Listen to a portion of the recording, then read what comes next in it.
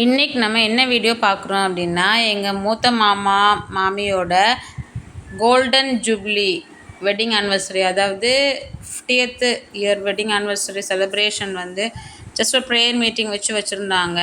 So அங்கே வந்து சர்ச்சில் உள்ளவங்க எங்கள் மாமா மாமியை ஹானர் பண்ணுற வீடியோ தான் நீங்கள் இப்போ பார்த்துட்ருக்கீங்க. ரொம்ப ப்ரெஷியஸ் மூமெண்ட்டாக இருந்துச்சு.